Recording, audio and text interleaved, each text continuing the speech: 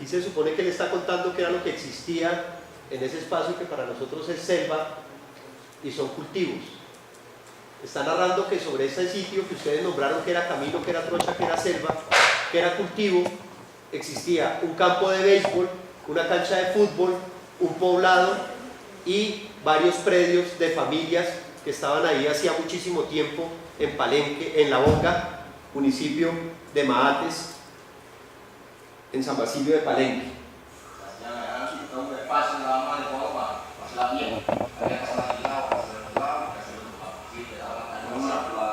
Y ese estaba toda la capacidad que se hacía en la tierra. El fabricante, como te llamaba, explicó que necesito de la camino. Y a esa fiesta venían de otras De otras partes, exactamente, de Moncubán, San Pablo, Palenque, San Cayetano, y la prisa y la apoyó cuando estaba aquí. Porque aquí no son importantes, tú también vas comentando para allá, para que se nos va a avanzar. Hasta se quita comentar nosotros, no nosotros. Sí, sí, exactamente, eran amigos que venían, se han conocido, o sea, aquí mismo iban a trabajar con él, iban a trabajar bastante conocidos, los barrios, los Mendoza, exactamente. Los barrios venían a la cama, que hacíamos fiestas y todo el día que ganaba el concurso de ñave más grande en San Cayetano. ¿Hacían concurso de ñame más grande? Sí, allá el festival de ñame en San Cayetano. ¿De bollo? Y me daba mucho el día de las madres. Sí, el día de las madres. Destacaba mucho el día de las madres. Aquí se hacía concurso de bollo. Se hacía un bollo grandísimo. El día más grande, ganaba el Cocinaba en lata.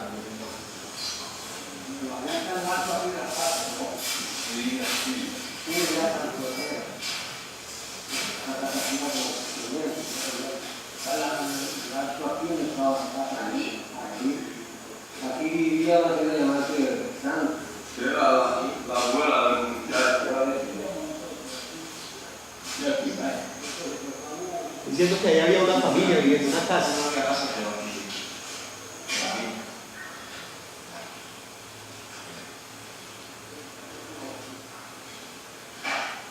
Aquí vivía la maestra. Esto tenía movimiento para venir a trabajar para tener trabajo. Sí. Hay un movimiento aquí. Y la gente me vieron que no puede venir a buscar la vida para que llama. Pero así como nosotros, ustedes los amigos de manera directa, ¿cierto? No.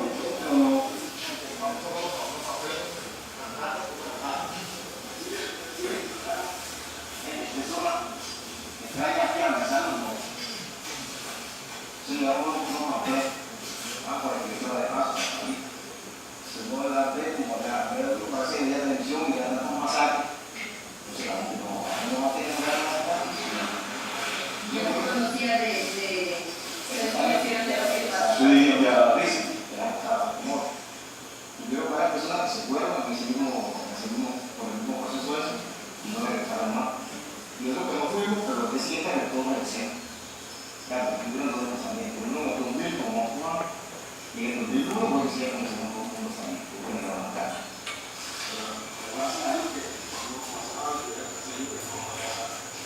Estamos aquí todavía con este camino. Sí, la humanidad.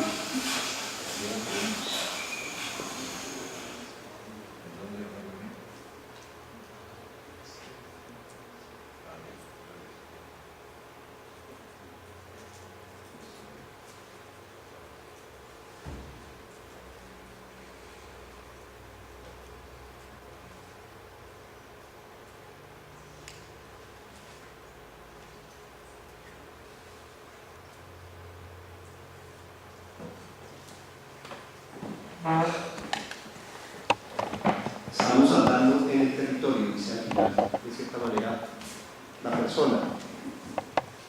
Ahí nos estábamos refiriendo a un lugar concreto, La Bonga, que a su vez, a través de dinámicas relacionales, contaba el Señor, permitía una articulación con un territorio mayor, es decir, con otro espacio del que venían otras comunidades y se reunían en ese sitio a hacer fiestas, a jugar fútbol, a jugar béisbol, y estamos hablando de un espacio en concreto apropiado que tenía un significado y un sentido especial absolutamente distinto a ese sentido y a ese significado que le dimos a las fotos al inicio.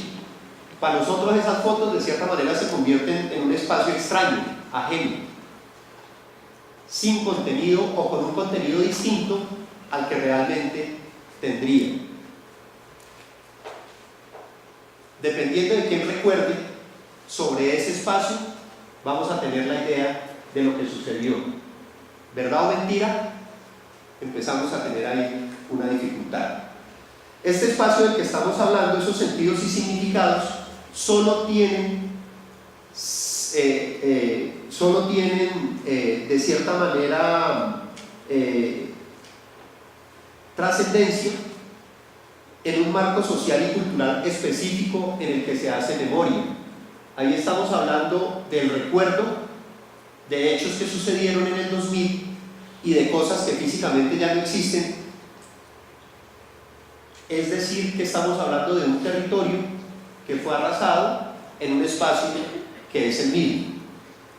Y estamos generando a partir de esa vivencia un vínculo muy complejo entre pasado y presente, trayendo a través de la memoria recuerdos con sentido en ese marco específico que se llama la bonga, en ese marco social específico de los afrocolombianos y en ese marco sociopolítico particular del conflicto armado colombiano. Es decir, que ese recuerdo y ese relato no se están haciendo en un espacio-tiempo diferente que el que a esos momentos vincula.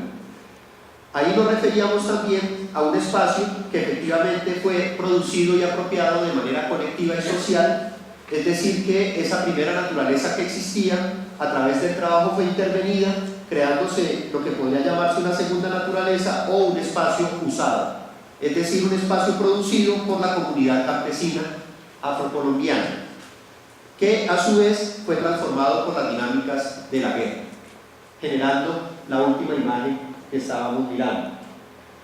Dos territorios distintos en un mismo espacio. Tal vez si yo le preguntara a un victimario qué recuerda sobre ese sitio, muy seguramente, puede que me esté equivocando, haría referencia a que era un sitio donde habitaban guerrilleros. Y habrá un uso del recuerdo asociado a su práctica social o a su intencionalidad política de uso de la memoria en ese momento específico. Cuando mirábamos las fotos, se les atribuyó un sentido y un significado muy lejos del que podría tener. Si yo no entiendo y no encuadro el ejercicio de memoria, no solamente en lo que territorialmente me está mostrando el espacio, sino en las dinámicas socioculturales, sociopolíticas y socioeconómicas que se estaban generando, puedo tener una idea errada de lo que sucedió, incluso explicar cosas que ni siquiera estaban atadas a lo que en ese territorio particular estaba aconteciendo. De ahí la primera afirmación, que en sí mismo el territorio no tiene sentido ni significado, ni es reservorio de memoria, si yo a eso no le atribuyo, no lo relaciono, con una explicación contextualizada de los sujetos que vivieron específicamente la acción. Segundo elemento importante, eso pasa necesariamente por tener claridad sobre quién hace memoria y para qué se hace, específicamente en este tipo de contextos de conflicto armado, por ejemplo. Las prácticas espaciales que logramos evidenciar a través de esa representación corta nos permiten a nosotros hablar, por ejemplo, de varias relaciones que las comunidades construyeron en ese territorio y que son evocadas a través de la memoria, convirtiéndose aquí la memoria en un vehículo que me permite vincular pasado y presente con un sentido específico. Entre las prácticas espaciales que podemos referenciar se encuentran las de apropiación a través del trabajo y las de propiedad, por ejemplo, a través de la generación de formas jurídicas que terminan respaldadas a través de una escritura o de algún otro tipo de documento. También prácticas espaciales de uso del suelo, que en este caso particular estaban asociadas no solamente con la agricultura, sino también con la utilización de otros espacios comunes que trascienden la relación de propiedad. Y nos enfrentamos entonces a la construcción de un territorio mayor que supera esa idea de finca. Es decir, yo no estoy hablando únicamente de relaciones de propiedad, estoy hablando de relaciones con la naturaleza en un entorno mayor que, dependiendo de la región, pueden estar articuladas con la utilización de sabanas comunales, playones, ríos, ciénagas o con otros espacios comunes que puedan existir en el territorio en el que yo me estoy desenvolviendo socialmente. Las otras prácticas espaciales están relacionadas con la representación que yo construyo de ese territorio, que en últimas están atadas, lo decía al principio, con la construcción cultural y comunitaria que en este caso los afrocolombianos tienen en esa zona específica. Es decir, que estamos hablando de un territorio que es vivido, percibido, significado, y que a partir de esas vivencias termino yo mediando lo que recuerdo y decidiendo incluso qué recuerdo o qué no recuerdo. Es decir, esas vivencias, esas percepciones y esos significados que yo tengo del territorio afectan y atraviesan mi recuerdo de los hechos y mi construcción de memoria.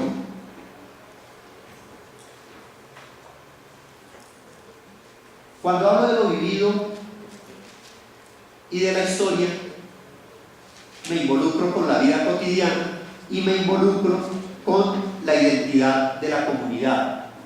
También me involucro con lo subjetivo.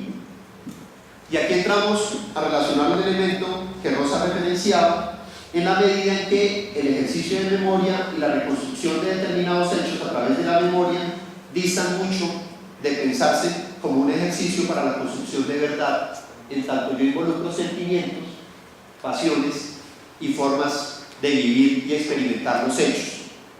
Si a través de mis recuerdos yo evoco hechos traumáticos, muy seguramente los sentimientos y lo que esté sintiendo en ese momento se van a expresar a través de ese recuerdo, y el territorio me va a evocar a mí esas cosas en la medida en que me encuentre con un sitio que está asociado y atado a esos elementos. Si paso yo por una escuela donde hicieron una masacre, ya no voy a recordar la escuela como un espacio para la formación, sino como un sitio para el dolor y la muerte. A partir de esos hechos, entonces, y aquí apunto una cosa importante, el territorio también cambia de significados y adquiere unas huellas que, en términos de la memoria y de la vivencia, dejan marcas para siempre, a veces, en las comunidades y en las personas que viven los hechos.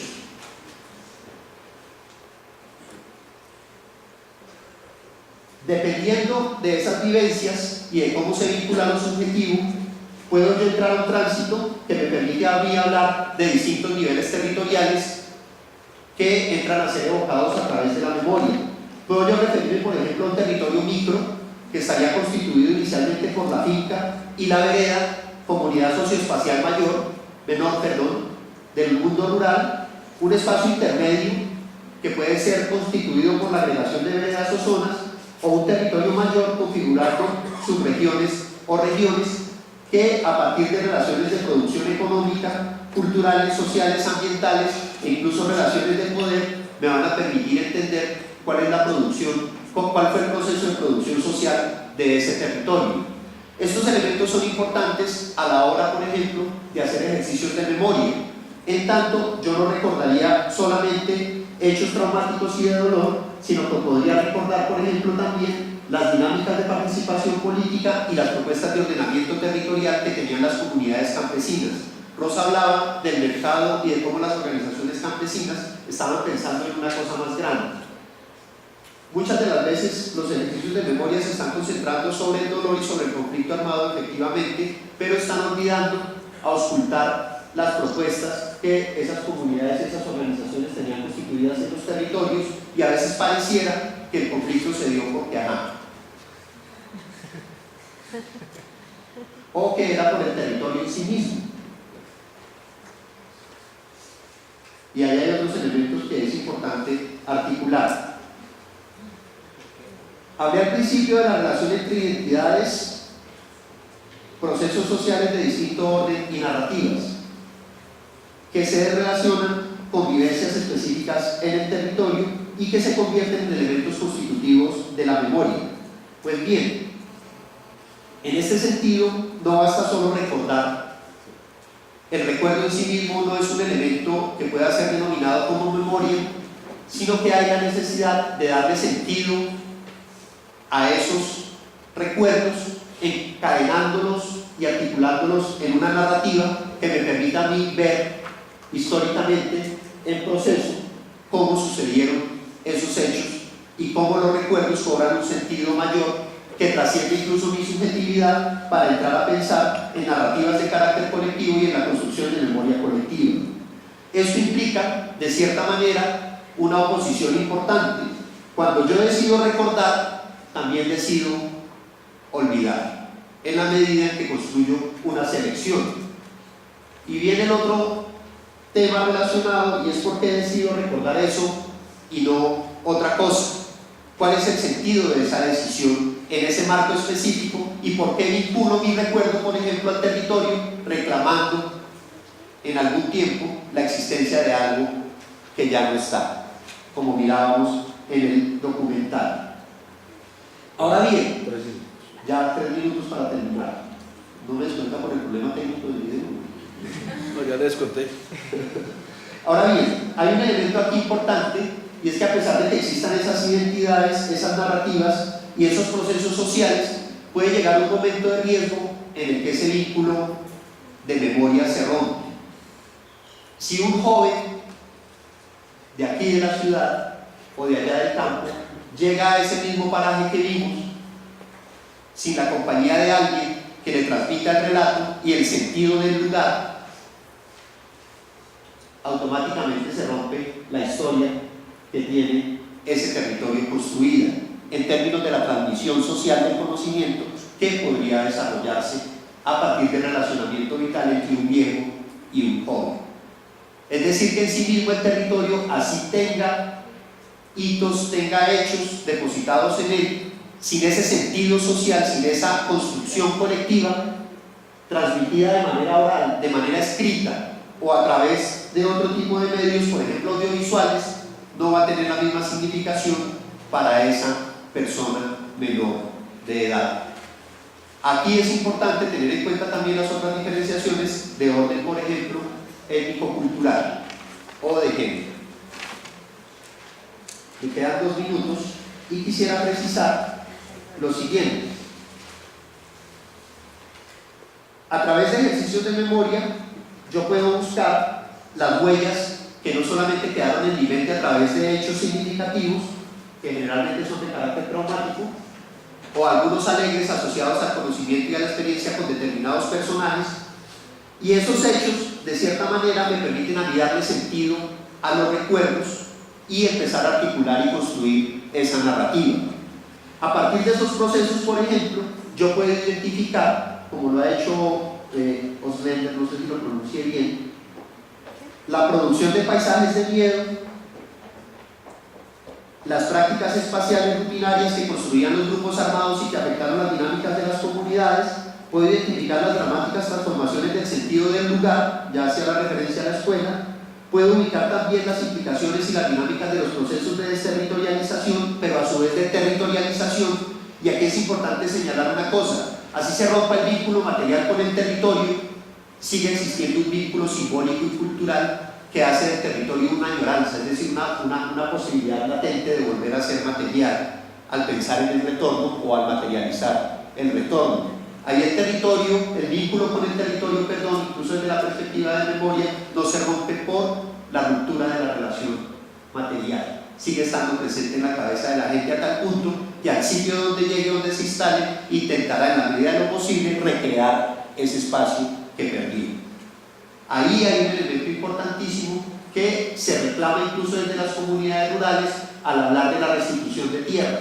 No se quiere la restitución de una parcela, no se quiere la restitución del derecho de propiedad, se quiere la restitución de la relación socio-territorial, que es una dimensión mucho mayor cuando uno piensa el campesinado no como un propietario, sino como una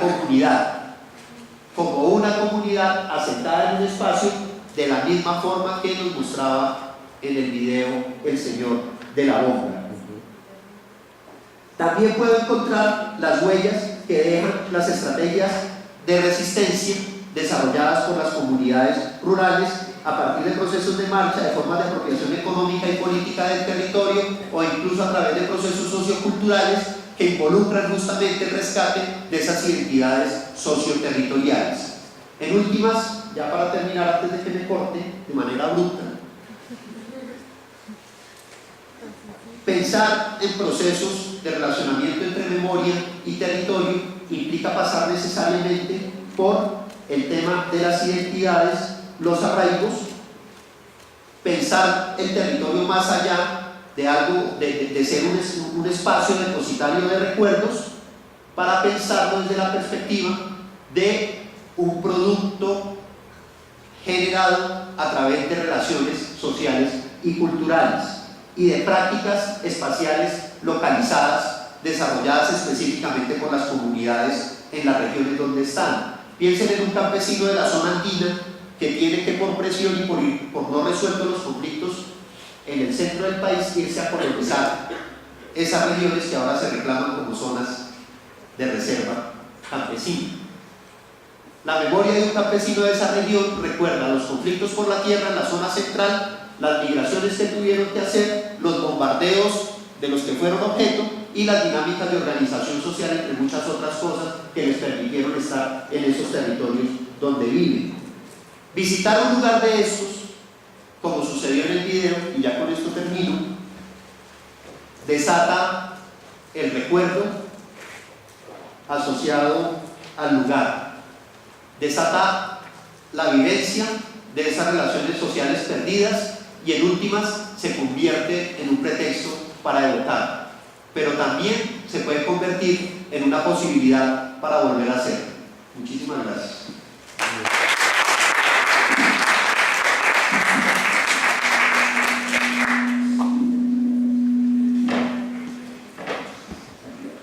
Bueno, buenas tardes.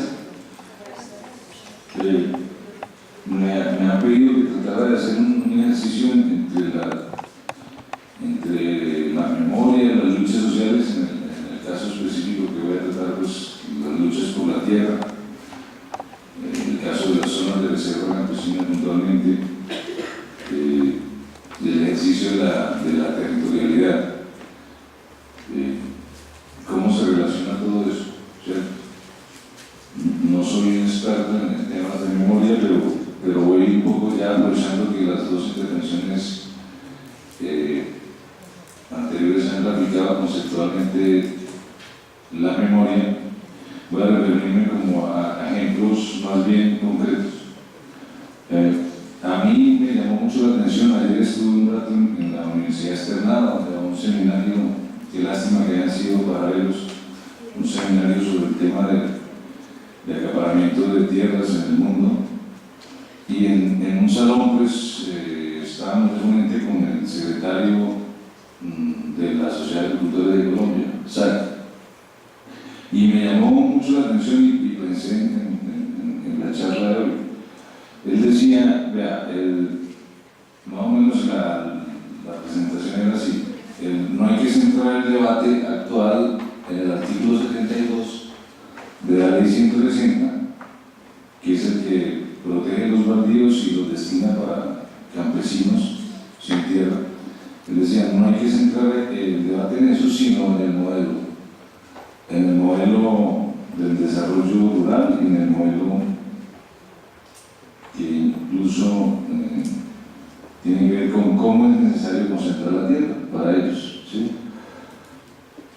Y seguidamente él decía, hay que separar en la discusión el tema de la violencia, el despojo y el desplazamiento con el tema de que hay que concentrar tierras para desarrollar la industria, ¿cierto? Y eso es complicadísimo, porque eso tiene que ver con un concepto que está ahí cuando hablamos de memoria, cuando hablamos de verdad, de justicia, y es el tema de la impunidad. Y entonces ahí hay dos intenciones muy claras. claras. De un lado, pues violar ese artículo y de paso, pues casi toda la ley, pero también legalizar todo lo que pasó. Y es algo un borrón, se olvidó eso. ¿Sí? Eso es muy complicado y ellos están justificando esa ley Urrutia que permite acumular baldíos o unidades agrícolas familiares con ese tipo de argumentaciones. Y ahí entonces se vuelve muy importante el tema de la memoria. Yo me voy a referir al caso, el último territorio donde he estado por mi trabajo, el Catatumbo, Tibú, y un poco, ahora me llamó la atención lo que dijiste, un territorio que es un escenario donde hay varios territorios. Porque, entre otras cosas, el problema del Catatumbo es ese, o sea, claramente en el ordenamiento territorial del Catatumbo hay indígenas barí, hay campesinos, un sector de los campesinos se han planteado construir una zona de reserva campesina, otro sector se plantea defender la zona de reserva forestal, y están pues los otros actores que llaman ahora ahí en ese teatro. Y entonces ahí, cuando se da el debate por la territorialidad que quiere ser un sector de los campesinos con una zona de reserva campesina, nosotros lo que vimos es varios territorios ahí en un solo escenario. O sea, el territorio de los campesinos que se movilizaron y solicitaban zona de reserva campesina, el territorio de los barí que legítimamente quieren ampliar sus reservatos, el territorio de los campesinos que quieren protegerlo con una figura ambiental, el territorio del ELN, de las FARC, del EPL, el territorio de los contrabandistas, el territorio de la frontera, de los que a diario contrabandean, el territorio de los extorsionistas. Hay unos carteles de extorsionistas. Hace unas pocas semanas acaba de pasar la última masacre, la masacre de Palmarito. Eso es ahora en media de Tibú, escasamente 2 semanas, creo. Precisamente hoy estaban retornando 600 personas a Palmarito. Esos eran los mismos paramilitares de Mancuso que ahora se llaman urabeños, rastrojos, y que se dedican a extorsionar a todos los que, en el territorio controlado de frontera, a todos los que tienen alguna actividad ahí, ¿no? O sea, la polarización última se da es porque las extorsiones ya son desorbitantes, ¿no? Vas a trabajar acá, 50 millones, ¿sí? O sea, casi como que vende todo lo que tengas y me lo entregas, ¿sí? Eso está pasando ahora en media de Cúcuta, en Sardinata, en el Zulia, en el Rosario, en la zona rural de Cúcuta. Está pasando todo eso. Entonces, esos territorios estaban ahí. Nosotros en el paro estuvimos 53 días, tuvimos mucho tiempo para hablar. Eso fue una de las cosas buenas que pasó. Miles de personas que tuvimos mucho tiempo para hablar, para hacer de todo, pero entre otras cosas para hablar, para hacer memoria, mucho ejercicio de memoria. Y entonces ahí una de las reflexiones que yo me hacía era, la memoria está ahí, pero esa memoria es invisible, no es compartida, la conocen los de ahí. Donde estábamos nosotros era el centro de operaciones de Mancuso, era donde instalaron los hornos crematorios. Hay un caso, un ejemplo muy doloroso, y es que se me acerca una campesina después de una reunión y me dice, mira, te quiero presentar a mi hijo. Y yo lo saludo, el muchacho se retira, un adolescente, yo le pregunto por el padre, y él dice, pues el padre no lo conozco, el padre era un paramilitar, a nosotros acá nos violaban, ¿sí? Pero igual es mi hijo y lo quiero mucho. Y así, un montón de cosas de dolor todo el tiempo en esa gente, en ese territorio que en un momento fue el territorio del paramilitarismo de Estado, al lado de los batallones del ejército y de los retenes de la policía. Y tener ellos que, ahí en Tibú concretamente, ver lo que dejó esa presencia en plantas, en palmas de aceite.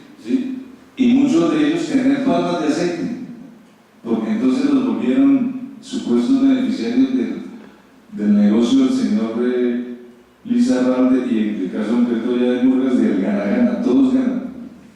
¿Sí? Y entonces esas víctimas plantando palma, ¿sí? Esas víctimas cobrando 4.000, 5.000 pesos por tonelada de corozo cosechado. Ese es el gana-gana, ¿sí? Esas víctimas ganando 14.000 pesos de jornada.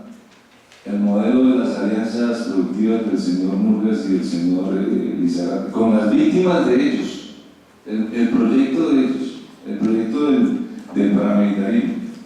Eso era lo que estaba pasando en Tibú, y esa confrontación, cuando se da entonces la pelea por ejercer el derecho a la territorialidad de un sector de los campesinos, que entonces están, entre otras cosas, a partir de un ejercicio de memoria diciendo: este no es nuestro proyecto y ese no es nuestro territorio, nosotros queremos recuperar nuestro territorio campesino, ¿cierto? Y ver entonces que, claro, la verdad está allá, pero la verdad no está publicada. A ellos nadie los va a entrevistar allá sobre lo que pasó, ¿cierto? Hay unos investigadores que han ido y tal, pero bueno, si estamos planteándonos ya terminar el conflicto armado, aquí cabría entonces preguntarnos cómo es que vamos a hacer esa memoria. ¿Qué memoria va a ser? ¿La memoria oficial? ¿La memoria de las víctimas? ¿O vamos a construir una memoria compartida? ¿Cómo se establece esa verdad? ¿Sí?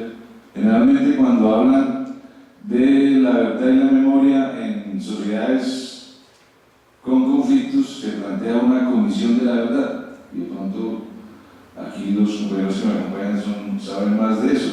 Y siempre se dice que esa comisión debe ser imparcial, ¿sí? Y yo siempre me he preguntado: ¿y por qué eso tiene que ser así? Porque aquí lo que cabría es que ese ejercicio de memoria y esa verdad, la manera de hacerlo para que sea de verdad, es con nosotros, ¿cierto? Con las víctimas, con las organizaciones, con los que están resistiendo, con los hijos de los que fueron victimizados, porque de lo contrario va a ser muy complicado. Yo he leído cosas que se han hecho ya de ejercicios de memoria en las regiones, y uno cuando lee eso de regiones donde uno ha estado mucho tiempo, uno ve que ahí no está toda la verdad, que de todas maneras es una verdad parcial, ¿sí? Y esos ejercicios son importantes. Aquí no se trata de desvirtuar nada, pero son importantes, pero no son la verdad. O sea, esa verdad compartida no es. Y yo creo que a eso nos tenemos que llamar en eso a una reflexión. Nosotros compartimos la propuesta como zonas de reserva campesina de que en este país haya una comisión de la verdad histórica, ¿cierto? Pero en esa comisión tenemos que estar nosotros. Es complicado, o sea, con el campesinado pasa algo, y es que el campesinado no es una clase social o un sector social, como lo llaman ahora, reconocido. El campesinado no se menciona, son unos invisibles, son un sector invisible, ¿cierto? Ayer alguien decía también en el externado: los campesinos son los judíos colombianos, y tienen mucha razón, ¿cierto? Porque aquí algunas personas se han atrevido a decir que aquí ha ocurrido un genocidio campesino, y si usted no hace la cuantía en víctimas de los estimados por ahora de cifras oficiales, va a ver que sí. Por lo menos desde las luchas por la tierra entre liberales y conservadores, que llaman la violencia liberal conservadora, desde esas fechas hasta la actualidad, la mayoría de las víctimas han sido campesinos, campesinas, ¿cierto? Y entonces la otra pregunta es: ¿desde cuándo hacemos el ejercicio? ¿Será que con hacer la política en la última etapa, 8 años de la consolidación del modelo paramilitar que surgió en los 80s en su nueva versión, pero que tenía en esa violencia de mediados del siglo pasado ya su primera versión. ¿Será que con hacer el ejercicio de lo que le compete al señor Uribe, con eso basta? Creo que no, eso es insuficiente. Ese es como el clímax, pero de una situación que no termina. Entonces, ese desde cuándo creo que también es muy importante, porque ese desde cuándo recoge la historia nuestra personal, individual, la de nuestros padres, la de nuestros abuelos. Y pensamos que es el tiempo de hacer ese ejercicio. ¿Por qué es importante entonces en ese escenario de la memoria la figura de las zonas de reserva campesina? Las zonas de reserva campesina son el acumulado de un sector del campesinado que ha luchado por la tierra históricamente. Yo diría que el origen, siempre nos preguntan, ¿cuál es el origen de esa figura? Siempre hablan de la Macarena, la visita del señor Molano allá, el trabajo con los campesinos en el Parque Natural de la Macarena, que había que solucionar ese problema, pero si uno mira la historia del conflicto por la tierra, ve que eso va mucho más atrás. La necesidad del reconocimiento del campesinado como un ejercicio de territorialidad, o sea, el acceso a la tierra en últimas, la territorialidad campesina y el reconocimiento territorial del campesinado. Y entonces había un guerrillero liberal que después se volvió comunista y se volvió después de la FARC, Ciro Trujillo, que escribe ya sobre la necesidad de que los campesinos tengan un escenario territorial como reconocimiento de derechos. ¿Sí? Eso obviamente ha generado muchos antagonismos, muchas fricciones de los sectores de siempre. Yo creo que en este momento la coyuntura actual nos dice que esa ley Urrutia que permite acumular baldíos y esa demanda de inconstitucionalidad que va en curso en la Corte Constitucional, digamos que son el momento actual que refleja el grado de polarización. Un señor que se llama Eduardo Álvarez Vaca en el mes de julio presenta una demanda en la Corte la recibe, va en curso, estamos en la etapa de los intervinientes. El primer interviniente fue la Organización Indígena de Colombia y se puso a favor de la demanda. Es un hecho grave que hay que reflexionar y hay que hablar con los compañeros de la UNIC, porque la demanda se basa en la consulta previa. Entonces el señor Eduardo Álvarez Vaca, que es un amigo de Uribe, que es el que le hace los negocios en el Caribe, el que está con el proyecto de los hoteles de 5 estrellas en el Tayrona, es el mismo combo. El señor dice, no, aquí se violaron los derechos de los indígenas antes del 94, no hubo proceso de consulta previa y eso entonces es inconstitucional, ¿cierto? Él se declara defensor de la consulta previa y de las comunidades indígenas, pero sin duda pues es un hecho gravísimo. Nosotros por ahora lo que estamos haciendo es preparando las intervenciones y estamos haciendo un plantón todos los viernes allá a la entrada de la Corte Constitucional. Nosotros creemos que las zonas de reserva campesina pueden ser el camino hacia un nivel de reforma agraria aceptable para las partes. Y cuando hablo de las partes, son todas las partes, ¿cierto? Los empresarios, los narcotraficantes, los guerrilleros, los campesinos, los terratenientes. Porque en últimas aquí se trata de hacer un ejercicio de concertación. Lo que pasa es que ahora todavía no está la correlación de fuerzas, ellos se sienten muy fuertes y todo esto es no. ¿Cierto? Por eso la enconada posiciona a las zonas de reserva campesina, por eso hay un veto ilegal del Ministerio de Defensa, por eso hay este tipo de demandas, por eso hay la ley Urrutia. Eso hace parte del mismo entramado de cómo latifundistas, terratenientes y en últimas también mafiosos defienden el modelo que han construido por lo menos durante los últimos 13 años.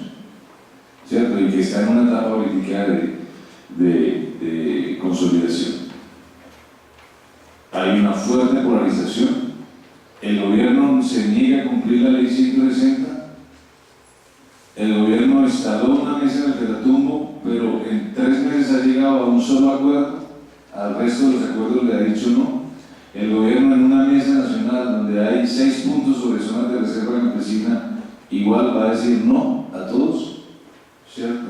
Y eso quiere decir que no hay una reflexión desde la élite del poder gubernamental. El señor Santos sigue siendo asesorado por el Ministerio de Defensa. Esas mesas son por el Ministerio de Defensa.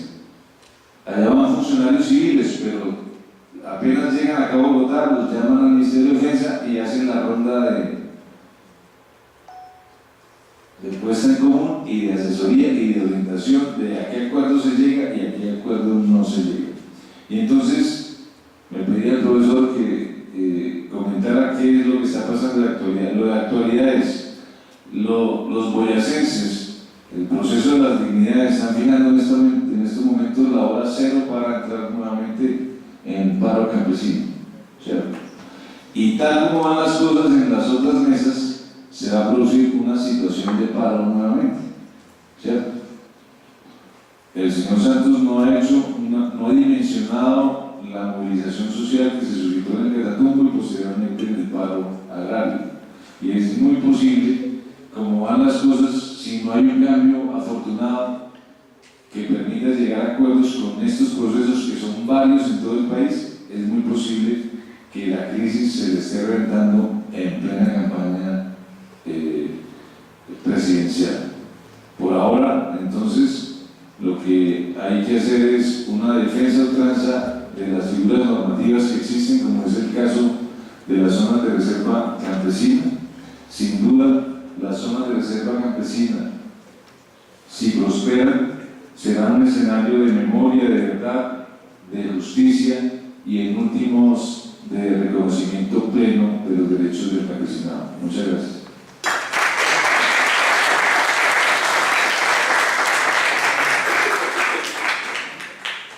Fabio Alfonso Sandoval, por favor.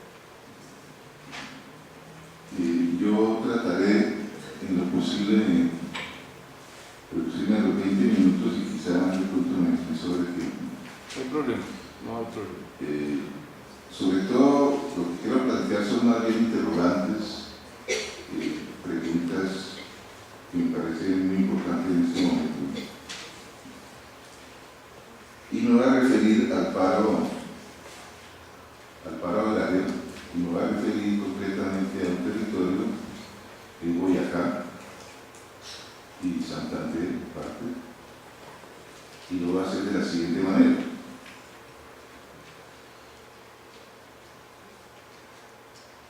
Posteriormente al paro, es sorprendente la invisibilidad inclusive de los campesinos de un territorio que está en Bogotá, está pegado a Bogotá, mejor dicho, ¿no? Por ejemplo, recojo unas palabras del senador Robledo, pues, que dice que le ha llamado profundamente la atención la actuación del campesinado boyacense, y no solamente él, sino al país. Y la referencia, pues por supuesto, es que ese campesinado, o esa sociedad rural, no ha estado presente en los últimos movimientos agrarios del país, y sin embargo cuando despegó con una fuerza impresionante, ¿no? Que todo el mundo todavía no sabe cómo analizar ni cómo catalogar, sobre todo en un sector rural que habría que entrar a precisarlo bien, porque inclusive los informes especializados sobre la Colombia rural, por ejemplo, el informe del PNUD, que se refiere al problema del campo, inclusive se dice que ellos fundamentalmente han trabajado en unos sectores, en 11 sectores que son Antioquia, Cauca, Chocó, Cesar, Eje Cafetero, Huila, Magdalena Medio, Meta, Montes de María, Nariño y Putumayo.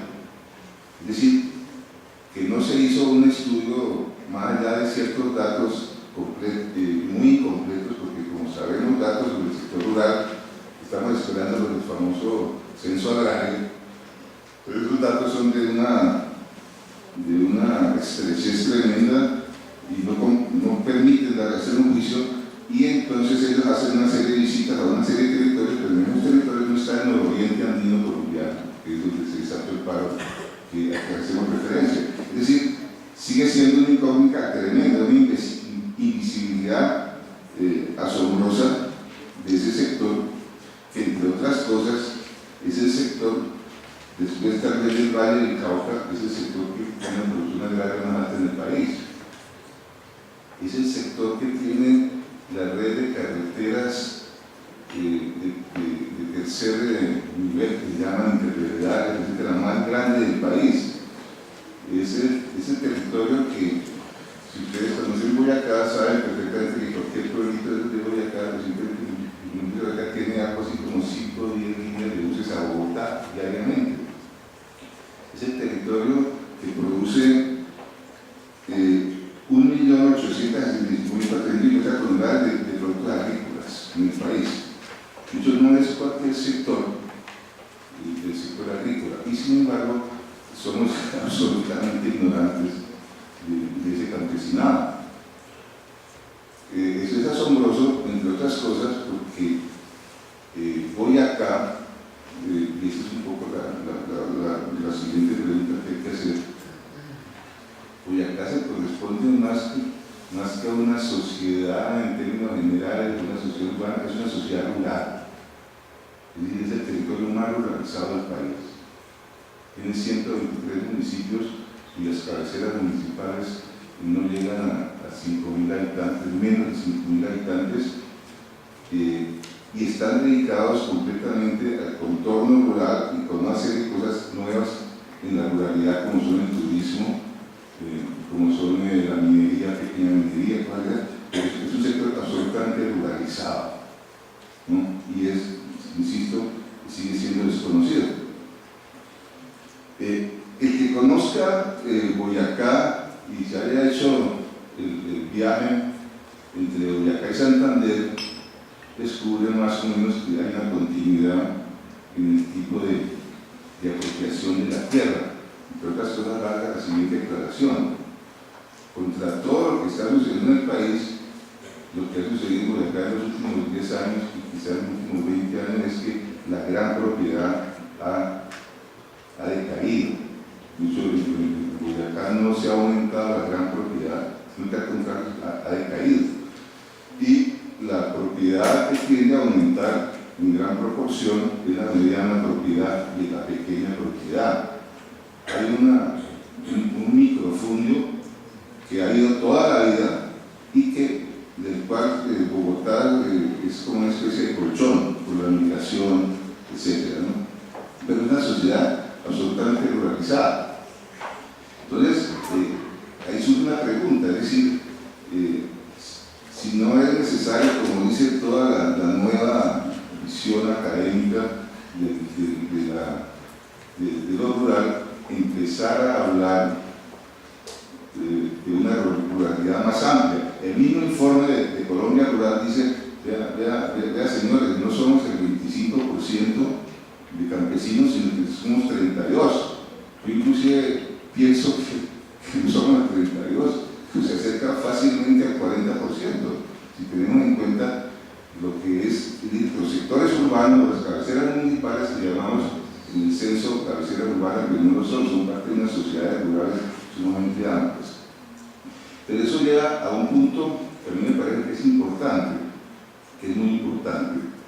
A mí me parece que lo que se habla de acá, y tal vez oí a la compañera que insinuaba algo así, es necesario entender que el conflicto no es meramente un producto de la iniciativa represiva del Estado, por un proceso de iniciativa económica completamente descarada y violenta, sino que se corresponde también al enfrentamiento de dos desarrollos. Es decir, lo que uno percibe en el movimiento de Boyacá es que hay un desarrollo que podríamos llamar desde abajo, ¿sí?, del campesinado, ¿sí?, que inclusive tiene una cultura mucho más desarrollada que la que tenía hace 30 o 40 años, que